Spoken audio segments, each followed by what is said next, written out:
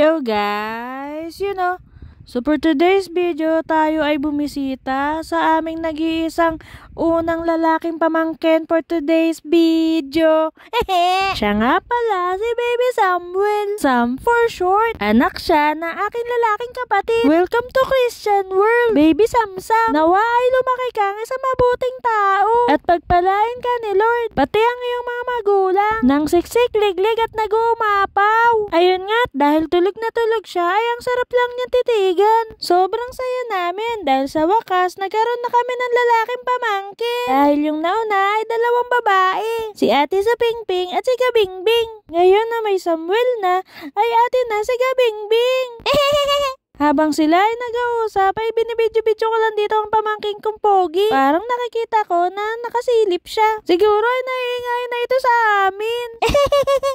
Maya nga lang pala ay gusto daw hawakan ni Gabingbing si Baby Samuel. Kaya ayan at hinayaan muna namin siya. Pero pagkatapos ng ilang minuto ay umalis na rin siya dito at pumunta doon dahil doon daw sila maglalaro. Kaya ito si Ate Grace, sabi niya picturean daw siya habang hawak niya si Baby Samuel. Kaya ayan at pinicturean siya ni Ate Malin. Ang sarap talaga titigan ni Baby Samuel dahil napaka-komportable na kanyang tulog. Ayan o, nakataas pa yung dalawang kamay.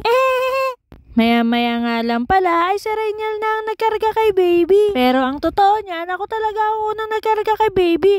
Kaso hindi nila ako binidyo. Ayan ako, ang daya-daya talaga nila. Pero okay lang yun. At least nakarga ko ang nag-iisa kong lalaking poging pamangkin.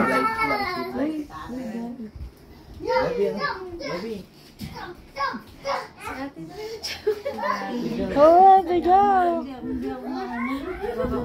Dati nga hawak-hawak ko si Ilais. Ano? Hindi naman kain na. Samuel! Samuel lang pangalan niya, walang kain. At syempre, habang nandito kami sa taas at tulog si Samuel, ay nagpicture na muna kami kasama ang kanyang mami. Ang sayang isipin na lumalaki na ang aming family. Sino kaya ang next? Maya-maya nga lang pala ay tinawag na kami sa baba para kumain. Salamat Jen at sa family mo sa masarap na dinner. Ayun nga, pagkatapos nga pala namin kumain ay nagkantahan na kami dito dahil meron pala silang videoke.